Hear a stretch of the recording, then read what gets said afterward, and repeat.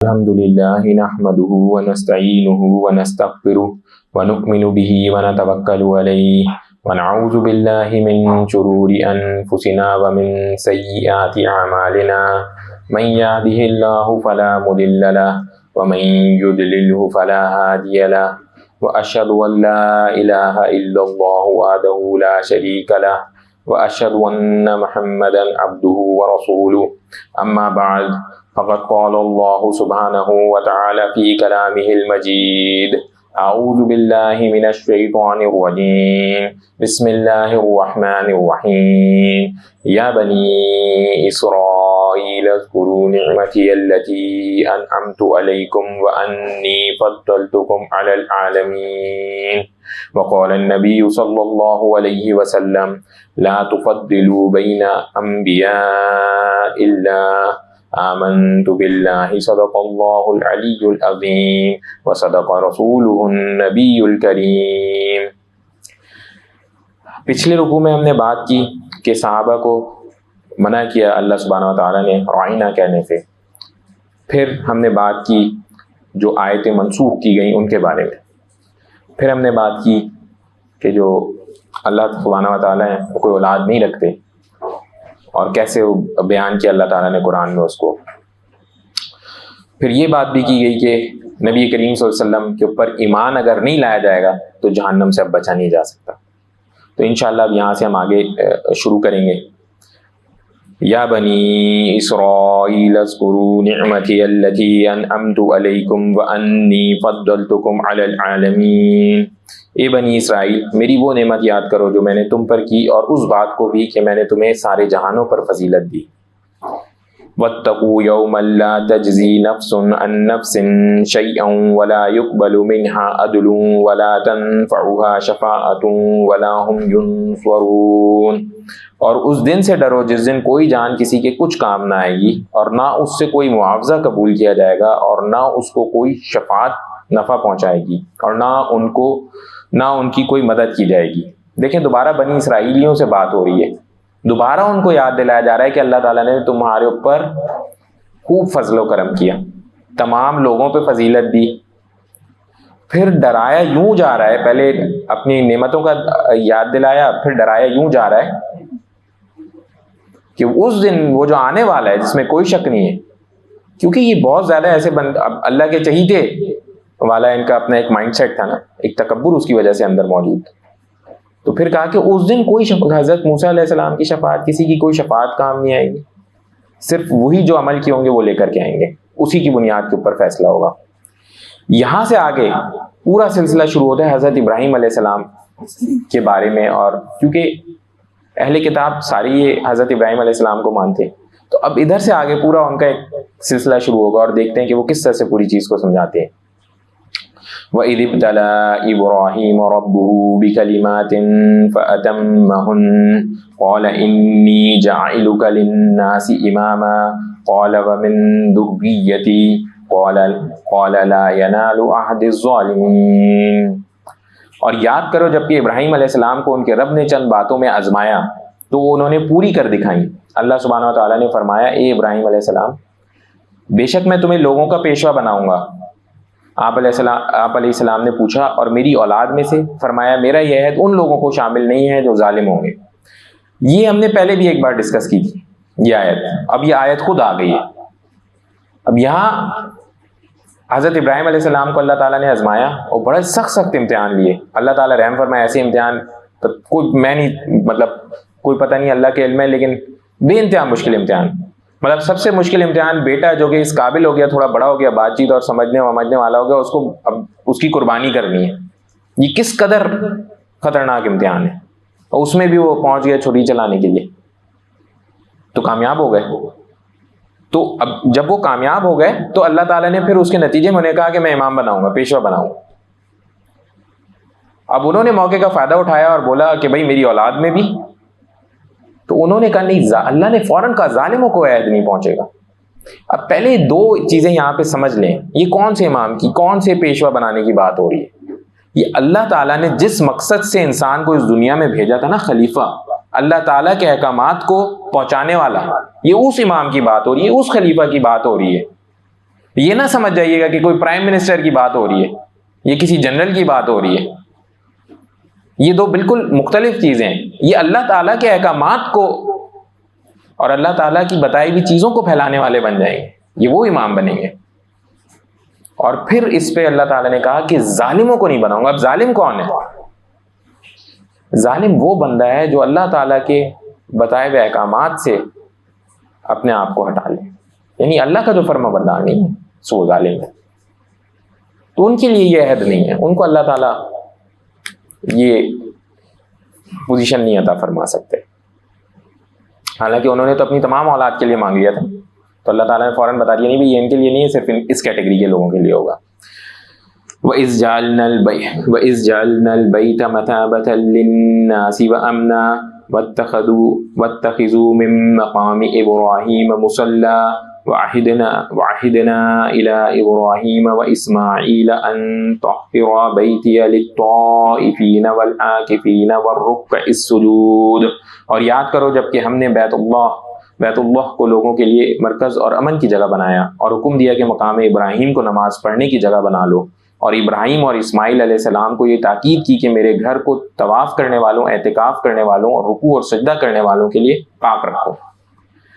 تو یہاں کے اوپر ذرا آپ دیکھیں کیا ہوا کہ اللہ سبحانہ و تعالیٰ نے مکہ میں اپنے گھر والی جگہ کو بولا کہ یہ امن کی جگہ ہے، پھر حکم دیا دونوں کو، حضرت ابراہیم علیہ السلام کو اور حضرت اسماعیل علیہ السلام کو، کہ انہوں نے مل کے بنایا تھا، یہ انشاءاللہ آگے آئے گا، کہ بھائی اس کو پاک و صاف رکھا جائے نماز پڑھنے والوں کے لیے، رکوع کرنے والوں کے لیے، سجدہ کرنے والوں کے لیے. ایک حکم اس وقت سے لے کر آج تک جن لوگوں کے پاس اللہ تعالیٰ نے اس گھر کی ذمہ داری ڈالی ہے ان ساروں کے اوپر یہ حکم ایز اٹ از.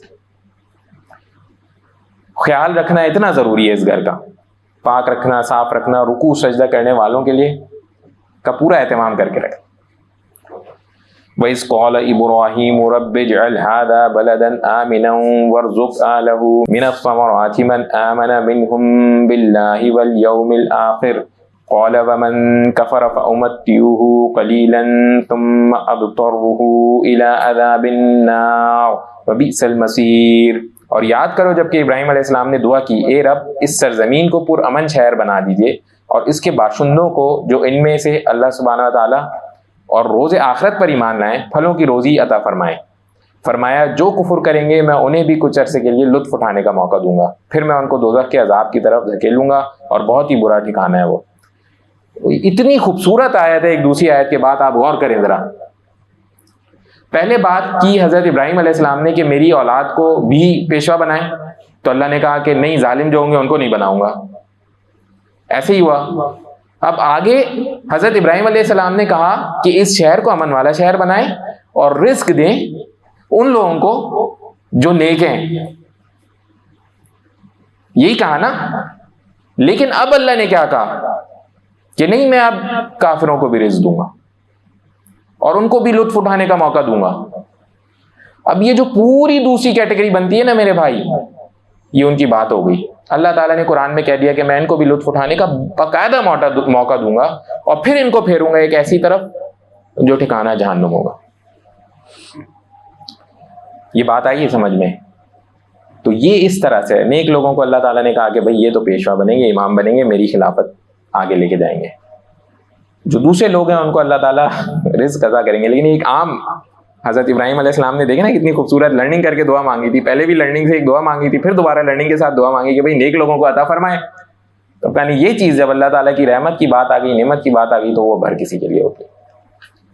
ہمارے لیے سمجھنے کی کیا چیز ہے؟ ہم ان کو دیکھیں کہ بھئی یہ توڑے ان کے پاس تو اتنی سادہ چیزیں اور یہ ساری عیش و عشرت، تو اللہ کو تو بالکل بھی مطلب پتہ ہی کوئی نہیں ہے ان کا. تو ہم ہرگز بھی اس وقت دل میں دکھی نہ ہو. اگر ہمیں قرآن کی آیت پتہ ہے تو ہمیں سمجھ میں آ جانا چاہیے کہ بھئی اللہ تعالیٰ نے خود ڈیل دے کے رکھی ہوئی ہے.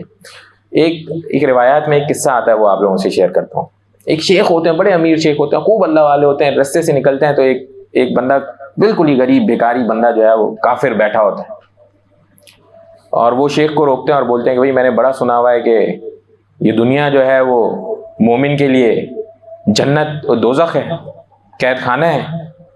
اور جو کافر ہے اس کے لیے جنت ہے. تو بھائی آپ تو مومن ہو، بڑے آپ سے بڑا مومن، بڑے شیخ ہو آپ تو اتنے عیش ٹھاٹ میں گھوم پھر رہے ہو، تو آپ کے لیے کون سا قید خانہ ہے؟ اور میں کافر ہوں، آپ ہی کی بات کر رہا ہوں، میں تو اتنا یہاں میرا مصیبت نکلی ہوئی ہے، زندگی کھانے پینے کا گزارا نہیں ہے، اور میرے لیے کہہ رہے ہیں کہ جنت ہے. تو شیخ صاحب اس کو بڑا ہی پیارا جواب دیتے ہیں. وہ اللہ والے لوگ ہوتے ہیں بھائی. وہ کہتے ہیں کہ جب میں اپنی اس دنیا کو جو کچھ مجھے عطا کیا گیا کمپیئر کرتا ہوں جو کچھ مجھے جنت میں دیا جائے گا، تو یقیناً یہ میرے لیے قید خانہ ہے اس سے جو کچھ کہ مجھے ملنے والا ہے. اور تمہیں جو کچھ ابھی ملا ہوا ہے، تم اگر اسے کمپیئر کرو گے اس دوزخ سے جو تمہیں ملنے والی ہے، تو تم بولو گے کہ میں ابھی جنت میں. تو یہ حال ایسے ہی ہے، یہ باتیں حق ہیں، اور جو عیش و عشرت اور یہ سارے معاملات ہیں یہ ایسے حق ہیں. وہاں نکلیں گے تو پھر اس کا حال نکلے گا. وَإِذْ يَرْفَعُ إِبْرَاهِيمُ الْقَوَاعِدَ مِنَ الْبَيْتِ وَإِسْمَاعِيلُ رَبَّنَا تَقَبَّلْ مِنَّا إِنَّكَ أَنْتَ السَّمِيعُ الْعَلِيمُ. اور یاد کرو جب کہ ابراہیم اور اسماعیل علیہ السلام بیت اللہ کی بنیادیں اٹھا رہے تھے، انہوں نے دعا کی ہے ہمارے رب ہماری جانب سے یہ خدمت قبول فرما لیجیے، بے شک آپ سننے والے جاننے والے ہیں. حضرت آدم علیہ السلام نے سب سے پہلے بیت اللہ کی تعمیر کی، کو مکمل کی. پھر حضرت نوح علیہ السلام کے دور میں جب طوفان نوح آیا تو اس کا نشان دنیا سے اٹھا لیا گیا. پھر حضرت ابراہیم علیہ السلام نے دوبارہ سے جیسے اللہ نے حکم کیا اس طرح سے اس پوری چیز کو مکمل کیا. مگر آپ ذرا سوچیں، ہم نماز پڑھتے ہیں نا 2 رکعت، اور جن سے اللہ تعالیٰ نے بیت اللہ بنوانے کا پورا کام کیا، کیا یہ کتنی بڑی عبادت ہوگی؟ اتنی بڑی عبادت کرنے کے بعد حضرت ابراہیم علیہ السلام اللہ سے کیا دعا کر رہے ہیں کہ اللہ اسے قبول فرما لیجیے، اسے قبول فرما لیجیے. دل اتنی بڑی عبادت کر کے بھی کتنا ڈر رہا ہے. ہماری کیا کیفیت ہے؟ 2 نفل پڑھ لیتے ہیں، 2 نمازیں پڑھ لیتے ہیں تو ہم تو ایسے سمجھتے ہیں کہ بہت ہی بڑے اللہ تعالیٰ رحم فرمائے اللہ والے. ادھر سے ہمیں سیکھنے کو ملتا ہے، نبیوں کے طریقوں سے سیکھنے کو ملتا ہے کہ ان کے اندر عاجزی کس طرح سے موجود ہے، اللہ تعالیٰ کے سامنے کیسے جھکا کرتے تھے. ربنا واجعلنا مسلمین لک ومن ذریتنا امة مسلمة لک وارنا مناسکنا وتب علینا انک انت التواب الرحیم. اے ہمارے پروردگار، ہم دونوں کو اپنا مکمل فرما بردار بنا لیجئے اور ہماری نسل سے بھی ایسی امت پیدا کیجئے جو آپ کی پوری تابع دار ہو، اور ہمیں ہماری عبادتوں کے طریقے سکھا دیجئے اور ہماری توبہ قبول فرما لیجئے، بے شک آپ توبہ قبول فرمانے والے اور رحم فرمانے والے. یہ دعا کنٹینیوشن میں دیکھیں، وہ اللہ تعالیٰ سے پھر دعا کر رہے ہیں یا اللہ ہم دونوں کو اپنا فرما بردار بنا لیجئے. پتہ ہی یہ چلتا ہے کہ جب انسان کوئی نیکی کا کام کرے نا، اس وقت موقع ہوتا ہے اللہ تعالیٰ سے دعائیں مانگنے کا. نماز مکمل کی اللہ تعالیٰ سے دعا مانگ لیں، کوئی اور نیکی کا کام کیا، آپ کو لگتا ہے میں نے نیکی کا کام کیا ہے، تو اس وقت اللہ تعالیٰ سے دعا کر لینی چاہیے، تو اللہ تعالیٰ دعاؤں کو قبول فرما لیتے ہیں. تو یہ دعا ان لوگوں نے کی، اتنی پیاری دعا کہ بھئی ہماری نسل سے بھی نیک لوگ پیدا کیجیے. ان دعاؤں کو ہم لوگوں کو بھی اہتمام کرنا چاہیے، ان دعاؤں کا اہتمام ہم لوگوں کو بھی کرنا چاہیے. ربنا وابعث فیہم رسولا منہم یتلو علیہم آیاتک ویعلمہم الکتاب والحکمت ویزکیہم انک انت العزیز الحکیم. اے ہمارے پروردگار، ان میں ایک ایسا رسول بھی بھیج دیجئے جو انہی میں سے ہو، جو ان کے سامنے آپ کی آیتوں کی تلاوت کرے، انہیں کتاب اور حکمت کی تعلیم دے اور ان کا تزکیہ کرے، بے شک آپ غالب اور حکمت والے ہیں. دیکھیں حضرت ابراہیم علیہ السلام نے دعا کی تھی خانہ کعبہ میں اس وقت کہ اللہ ان کے درمیان انہی میں سے ایک نبی بھیجیے. سالوں بعد، کئیوں سالوں کے بعد جا کے نبی کریم صلی اللہ علیہ وسلم ادھر ہی سے پیدا ہوئے اور انہی میں سے آئے، انہی عرب میں سے آئے جو آخر تک آج یہ سلسلہ ہے. ایسا ہرگز نہیں ہے کہ اس دعا کے نتیجے میں، لیکن یہ پہلے سے اللہ تعالیٰ نے طے تو کیا ہوا تھا نا، دعا بھی انہی سے کروائی اور پھر انہی کی نسل میں سے چیز آگے آئی. اور اس دعا کے ساتھ دیکھیں نبی کریم صلی اللہ علیہ وسلم، یہاں پہ بہت اہم چیز ہے جو ہمیں سیکھنے کے لیے ہمارا، کیونکہ مقصد قرآن کی تعلیم کا کیا ہے کہ ہم نے ہمیں کے لیے کیا نکالنا ہے. تو نبی کریم صلی اللہ علیہ وسلم کو بھیجنے کا مقصد بھی انہوں نے بتایا کہ یہ انہیں حکمت کی تعلیم دیں اور ان کو پاک کریں. یہاں سے یہ معلوم ہوتا ہے ہمیں کہ نبی کریم صلی اللہ علیہ وسلم کی سنتوں کے اوپر عمل کرنا بھی بے انتہا ضروری ہے، کیونکہ یہی ان کی تعلیمات تھی نا، اور یہی طریقہ تھا جو انہوں نے سکھایا ہمیں پاک ہونے کا۔ تو قرآن کے اوپر عمل اپنی جگہ ہے، ساری باتیں اپنی جگہ، نبی کریم صلی اللہ علیہ وسلم کی سنتوں پہ بھی عمل کرنا کی ضرورت یہاں سے ثابت ہو جاتی ہے۔ وَمَن يَرْغَبُ عَن مِّلَّةِ إِبْرَاهِيمَ إِلَّا مَن سَفِيَ نَفْسَهُ وَلَقَدِ اصْطَفَيْنَاهُ فِي الدُّنْيَا وَإِنَّهُ فِي الْآخِرَةِ لَمِنَ الصَّالِحِينَ، اور ابراہیم علیہ السلام کے دین سے وہی منہ پھیرے گا جس نے خود کو احمق بنا رکھا ہو، اور بے شک ہم نے انہیں دنیا میں چن لیا، اور بے شک وہ آخرت میں ہمارا خاص قرب پانے والوں میں سے ہیں۔ یہ بڑا ہی خطرناک جملہ ہے، اور یہ اللہ تعالیٰ نے ایسے ہی قرآن میں لکھا ہے، اور اس کا ترجمہ عربی میں بھی یہی، عربی سے اردو کریں تو یہ احمق ہی بنتا ہے۔ یعنی اللہ تعالیٰ نے کیا اس میں لکھ دیا قرآن میں کہ جو بندہ حضرت ابراہیم علیہ السلام کے دین سے اپنے آپ کو پھیرے گا، اللہ کے نزدیک احمق تو اللہ نے ایسے بتایا۔ اور یہ ایک طرح سے آپ تھوڑی سی دیر کو تصور کریں نا تو بالکل حق بات ہے۔ اتنی بڑی کائنات، اتنے سارے لوگ، ہر بندہ اپنے اپنے کام میں مصروف ہے، چل رہی ہے، ایک کام بھی ادھر ادھر ہو تو لگ پتہ جاتا ہے، اور نہ ہم تو اس کو چلانے والے بھی، کتنی چیزوں کا ہمیں علم ہی کوئی نہیں ہوتا، ہم تک پہنچ رہی ہوتی ہیں۔ یہاں بیٹھے ہوئے کتنے سارے لوگ ہوں گے ایک سے ایک طریقے کا کپڑا پہنے ہوئے ہیں، اور یہ نہیں پتا ہوگا یہ والا کپڑا بنتا کیسے ہے، میں یوز کر رہے ہیں، تو ایک پوری خلقت لگی ہوئی ہے، پتہ نہیں کیا کیا کر رہی ہے، اور چلانے کو کون ہے پھر جو چلا رہا ہے؟ تو وہی رب، وہی اللہ۔ تو اللہ تعالیٰ نے اس کو احمق بلایا جو حضرت ابراہیم علیہ السلام کے دین سے پھر گیا۔ اذ قال له ربه اسلم قال اسلمت لرب العالمین، یاد کرو جب ان کے رب نے فرمایا اسلام لے آؤ، یعنی اسلم کہتے ہیں فرما بردار ہو جاؤ، فرما بردار ہو جاؤ۔ تو انہوں نے عرض کی میں نے رب العالمین تمام جہانوں کے پالنے والے کی فرما برداری کی۔ یہ بھائی یہ جب دیکھیں گے اور پڑھیں گے نا، ذرا غور سے پڑھیں گے تو لطف زیادہ ہو۔ اب اللہ تعالیٰ نے کہا بھائی فرما برداری کر لو، اب جواب کیا ہے؟ عام جواب تو ہے نا میں نے فرما برداری کی، عام جواب ہے نا یہ، بھائی کوئی بولے گا ہاں بھائی یہ کر لو، ہم کہیں گے ہم نے کر لی، ہم تیار ہو گئے، مگر ادھر جواب تبدیل کر کے ہے، کیا میں لے آیا فرما برداری کر لی، کس کی؟ رب العالمین، تمام جہانوں کے پالے۔ کیا پتہ چلا کہ جواب میں بھی تعریف کے ساتھ، اضافے کے ساتھ، محبت میں اضافہ، اللہ تعالیٰ کے ساتھ تعلق میں اضافہ۔ تو عام بندے نہیں تھے نا، ایسے ہی تو نہیں اللہ تعالیٰ نے وہاں سے امام تو پھر چلے آ رہے ہیں نا آگے تک، یہ سیکھنے کی، ہمارے لیے سیکھنے کی کیسے اللہ تعالیٰ سے محبت والا تعلق ہونا چاہیے۔ وَوَصَّى بِهَا إِبْرَاهِيمُ بَنِيهِ وَيَعْقُوبُ يَا بَنِيَّ إِنَّ اللَّهَ اصْطَفَىٰ لَكُمُ الدِّينَ فَلَا تَمُوتُنَّ إِلَّا وَأَنْتُمْ مُسْلِمُونَ، اور ابراہیم اور یعقوب علیہ السلام نے اپنے بیٹوں کو اسی دین کی وصیت کی، اے میرے بیٹوں، بے شک اللہ سبحانہ وتعالیٰ نے یہ دین تمہارے لیے چن لیا ہے، تو تم ہرگز نہ مرنا مگر اس حالت میں کہ مسلمان۔ اب دیکھیں یہاں کے اوپر کیا ہوتا ہے، لوگ جا رہے ہوتے ہیں نا، وصیتیں کرتے ہیں، تو وصیتیں کیا ہوتی ہیں عموماً کہ فلانے کا خیال رکھ لینا، یہ بھی ہے وصیتوں میں، فلانے کو دیکھ لینا، پھر مال و دولت کی وصیتیں۔ یہ اتنے بڑے نبی اور سارے، یہ کیا وصیت کر رہے ہیں اپنے اولاد کو؟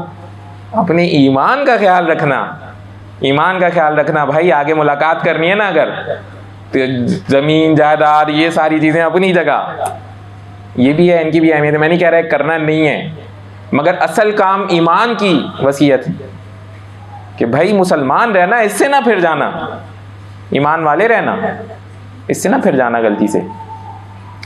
ام کنتم شہداء اذ حضر یعقوب الموت اذ قال لبنیہ ما تعبدون من بعدی قالوا نعبد الہک و الہ آبائک ابراہیم و اسماعیل و اسحاق الہا واحدا ونحن له مسلمون۔ اے یہودیوں، کیا تم اس وقت موجود تھے جب یعقوب علیہ السلام کے وصال کا وقت آیا، جب انہوں نے اپنے بیٹوں سے فرمایا اے بیٹوں میرے بعد تم کس کی عبادت کرو گے؟ تو انہوں نے کہا ہم آپ کے معبود اور آپ کے آباء و اجداد ابراہیم اور اسماعیل علیہ السلام اور اسحاق علیہ السلام کے معبود کی عبادت کریں گے جو ایک معبود ہے اور ہم اس کے فرما بردار ہیں۔ تلک امۃ قد خلت لہا ما کسبت ولکم ما کسبتم ولا تسألون عما كانوا يعملون. وہ ایک امت ہے جو گزر چکی، ان کے اعمال ان کے لیے ہیں اور تمہارے اعمال تمہارے لیے ہیں، اور تم سے ان کے کاموں کے بارے میں نہیں پوچھا جائے گا. وقالوا كونوا هودا او نصارى تهتدوا قل بل ملۃ ابراہیم حنیفا وما كان من المشرکین. اور اہل کتاب نے کہا یہودی یا نصرانی ہو جاؤ ہدایت پا جاؤ گے. آپ فرما دیں ہرگز نہیں، بلکہ ہم تو ابراہیم علیہ السلام کا دین اختیار کرتے ہیں جو ہر باطل سے جدا تھے اور وہ مشرکوں میں نہ تھے. اب یہ اس جگہ 3 آیتیں میں نے ایک ساتھ پڑھ دی ہیں، آپ کے سامنے پیش کر دیتے ہیں. اس کا ترجمہ بھی ہو چکا ہے. اچھا بھئی یہ لوگ کیا کہتے تھے؟ ان لوگوں کا کیا عقیدہ ہے کہ ابراہیم علیہ السلام یہودی کہیں گے یہودی تھے، نصرانی کہیں گے وہ نصرانی تھے.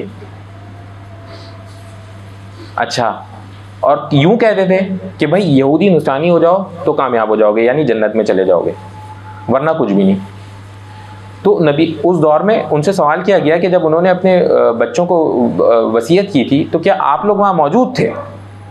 آپ کے پاس کوئی حق موجود ہے، کوئی دلیل اس کی موجود ہے کہ آپ کہہ رہے ہیں کہ جی یہ اس کی کوئی دلیل ان کے پاس موجود نہیں تھی. دونوں آپس میں جڑ گئے تھے، سو آج تک جڑے ہوئے ہیں.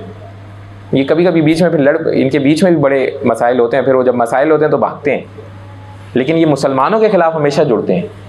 سو آج بھی جڑے ہوئے. تو یہ ان کے ساتھ یہ چیز پیش کی گئی، اور ساتھ یہ بتایا گیا کہ بھائی جو پہلے لوگ گزر چکے ہیں ان کے عمل ہو چکے، اور اب آپ کی باری ہے، آپ کیا عمل کرتے ہو. ان کے پاس اس کی گواہی موجود تھی کہ نبی کریم صلی اللہ علیہ وسلم نے آنا ہے. جب وہ آ گئے سب کچھ ہو گیا، پھر بھی اس کو ماننے کو تیار نہیں تھے. قولوا آمنا باللہ وما انزل الینا وما انزل الی ابراہیم واسماعیل واسحاق ویعقوب والاسباط وما اوتی موسیٰ وعیسیٰ وما اوتی النبیون من ربہم لا نفرق بین احد منہم ونحن لہ مسلمون. اے مسلمانوں تم کہو ہم، یہ دیکھیں اب مسلمان آ گئے، کہ ہم اللہ سبحانہ وتعالیٰ پر اور جو ہماری طرف نازل کیا گیا اس پر ایمان لائے، اور اس پر جو ابراہیم اور اسماعیل اور اسحاق اور یعقوب علیہ السلام اور ان کی اولاد کی طرف نازل کیا گیا، اور موسیٰ اور عیسیٰ علیہ السلام کو دیا گیا، اور جو باقی انبیاء علیہ السلام کو ان کے رب کی طرف سے عطا کیا گیا. ہم ایمان لانے میں ان میں سے کسی کے درمیان فرق نہیں کرتے، اور ہم اللہ سبحانہ وتعالیٰ کے فرما بردار ہیں. مسلمانوں کا طریقہ کار یہ ہے بھائی، ساروں کے اوپر ایمان لائیں گے، اور اللہ نے حکم کیا کہ ان میں سے کسی میں فرق نہیں کرنا، ان میں سے کسی میں فرق نہیں کرنا. تو ایک عدد صحیح بخاری کی حدیث آپ لوگوں کے سامنے پیش کرتا ہوں. حضرت ابو ہریرہ رضی اللہ عنہ نے بیان کیا کہ ایک مرتبہ لوگوں کو ایک یہودی اپنا سامان دکھا رہا تھا، لیکن اس سے اس کی جو قیمت لگائی گئی اس پر وہ راضی نہ تھا، اس لیے کہنے لگا کہ ہرگز نہیں اس ذات کی قسم جس نے موسیٰ کو تمام انسانوں میں برگزیدہ قرار دیا. یہ لفظ ایک انصاری موسیٰ علیہ السلام کو تمام انسانوں میں برگزیدہ قرار دیا. یہ لفظ ایک انصاری صحابہ نے سن لیے اور کھڑے ہو کر انہوں نے ایک تھپڑ اس کے منہ پر مارا اور کہا کہ نبی کریم صلی اللہ علیہ وسلم ابھی ہم میں موجود ہیں اور تم اس طرح قسم کھاتے ہو کہ اس ذات کی قسم جس نے حضرت موسیٰ علیہ السلام کو تمام انسانوں میں برگزیدہ قرار دیا. تو غصہ آ گیا، تھپڑ مار دیا اس نے. اس پر وہ یہودی حضرت صلی اللہ علیہ وسلم کی خدمت میں حاضر ہوا اور کہا اے ابو القاسم، یہ ان کی کنیت تھی. وہ تو نہیں مانتے تھے نا نبی، تو محمد صلی اللہ علیہ وسلم تو نہیں کہیں گے، وہ ان کی کنیت سے ان کو، میرا مسلمانوں کے ساتھ امن اور صلح کا عہد و پیمان ہے، پھر فلاں شخص کا کیا حال ہوگا جس نے میرے منہ پر چانٹا مارا ہے. حضرت صلی اللہ علیہ وسلم نے اس صحابی سے دریافت فرمایا کہ تم نے اس کے منہ پر کیوں چانٹا مارا؟ انہوں نے وجہ بیان کی تو آپ غصہ ہو گئے، اور اس قدر کے غصے کے آثار چہرہ مبارک پر نمایاں ہو گئے. پھر نبی کریم صلی اللہ علیہ وسلم نے فرمایا کہ اللہ تعالیٰ کے انبیاء میں آپس میں ایک دوسرے پر فضیلت نہ دیا کرو. جب سور پھونکا جائے گا تو آسمان و زمین کی تمام مخلوق پر بے ہوشی طاری ہو جائے گی سوائے ان کے جنہیں اللہ تعالیٰ چاہے گا. پھر دوسری مرتبہ سور پھونکا جائے گا اور سب سے پہلے مجھے اٹھایا جائے گا، لیکن میں دیکھوں گا کہ موسیٰ علیہ السلام عرش کو پکڑے ہوئے کھڑے ہوں گے. اب مجھے معلوم نہیں کہ یہ انہیں طور کی بے ہوشی کا بدلہ دیا گیا ہوگا یا مجھ سے بھی پہلے ان کی بے ہوشی ختم کر دی گئی ہوگی. اور میں تو یہ بھی نہیں کہہ سکتا کہ کوئی شخص حضرت یونس علیہ السلام سے بہتر ہے. یہ صحیح بخاری کی حدیث ہے. نبی کریم صلی اللہ علیہ وسلم سے واضح طور پہ پتہ چل گیا کہ نبیوں میں ایک دوسرے کے اوپر فضیلت نہیں دیں. قرآن کی ایک آیت ہے، اللہ تعالیٰ خود کہتے ہیں کہ ہم نے بعض کو بعض انبیاء پر فضیلت دی، لیکن وہ اللہ تعالیٰ کہتے ہیں، اللہ تعالیٰ دینے والے ہیں نا. یہ ہم لوگوں کے کرنے کا کہنے کا کام نہیں ہے، اور نہ بتایا نہیں کس کو کیا فضیلت دی، کس پہ کیا فضیلت دی. حالانکہ پتہ ہے بہت ساری حضرت ہم دیکھیں اگر تو حضرت سلیمان علیہ السلام کو بہت ساری قوتیں انہوں نے اللہ تعالیٰ نے واضح طور پہ عطا فرمائی. نبی کریم صلی اللہ علیہ وسلم ایک اور حدیث میں آتا ہے کہ ایک جن کو قابو کرنے لگے تھے، پھر کہنے لگے کہ خود انہوں نے کہا کہ بھائی انہوں نے دعا کی تھی حضرت سلیمان علیہ السلام نے کہ یہ کسی اور کو ایسے نہ دیجیے گا، تو انہوں نے خود سے اسے قابو نہیں کیا کہ سوچ کے کہ ایک نبی نے ایسے دعا کی ہوئی ہے پہلے. تو یہ ہمارے کرنے کا کام نہیں ہے، جبکہ وہ یہ سارے کام کرتے آئے یہود و نصرانی. فَإِنْ آمَنُوا بِمِثْلِ مَا آمَنْتُمْ بِهِ فَقَدِ اهْتَدَوْا وَإِنْ تَوَلَّوْا فَإِنَّمَا هُمْ فِي شِقَاقٍ فَسَيَكْفِيكَهُمُ اللَّهُ وَهُوَ السَّمِيعُ الْعَلِيمُ. پھر اے مسلمانوں اگر وہ یہود و نصارہ بھی یوں ہی ایمان لے آئیں جیسے تم ایمان لائے ہو تو وہ ہدایت پا گئے، اور اگر منہ پھیریں تو وہ صرف مخالفت میں پڑے ہوئے ہیں. تو اے حبیب صلی اللہ علیہ وسلم ان قریب اللہ سبحانہ و تعالیٰ ان کی طرف سے آپ کو کافی ہوگا، وہی سننے والا جاننے والا ہے. یہ بالکل واضح ہو دوبارہ سے یہاں کے اوپر وہی بتایا اللہ تعالیٰ نے کہ بھائی جیسے یہ صحابہ حضرات اور یہ آپ مسلمان لوگ ایمان لائیں، اگر ایسے وہ لوگ ایمان لائیں گے تو ایمان قبول ہوگا. تو ایسے تو ایمان نہیں لاتے نا، نبی کریم صلی اللہ علیہ وسلم پہ ایسے ایمان تو نہیں لاتے نا جیسے ہم ایمان لے کر آتے ہیں، تو پھر نہیں قبول ہوگا. اور ان قریب اللہ تعالیٰ ان کے لیے کافی ہوں گے. صبغۃ اللہ ومن احسن من اللہ صبغہ ونحن له عابدون. ہم نے اللہ سبحانہ و تعالیٰ کا رنگ اپنے اوپر چڑھا لیا ہے، اور اللہ سبحانہ و تعالیٰ کے رنگ سے بہتر کس کا رنگ ہے، اور ہم اس کی عبادت کرنے والے ہیں. اب یہ رنگ چڑھانے والی کیا بات ہے؟ یہودیوں اور نصرانیوں میں جب کوئی ان کے مذہب میں جاتا تھا تو اس کو وہ غسل دیتے ہیں، ایک خاص غسل ہے، ایک رنگ کا پانی ہے جو عیسائیوں میں وہ اس کو استباق کہتے ہیں، وہ انگریزی میں بھی اس کا ایک ورڈ ہے، وہ اس کو کہتے ہیں. اور کہتے ہیں کہ جی یہ لال رنگ کا پانی ہوتا ہے، وہ اس کے اوپر غسل دے کے اب اس کے سارے گناہ دھل گئے. بچہ بھی ہوتا ہے پیدا، اس کو اس میں پانی میں ڈالتے ہیں. الگ الگ ان کے نظریے ہیں. اس میں سے ایک نظریہ یہ ہے کہ جس کا اب یہ غسل ہو گیا نا، اب حضرت عیسیٰ علیہ السلام نے جو قربانی دی وہ کافی ہو گئی اس کے لیے، اب یہ بس جنت میں جائے گا.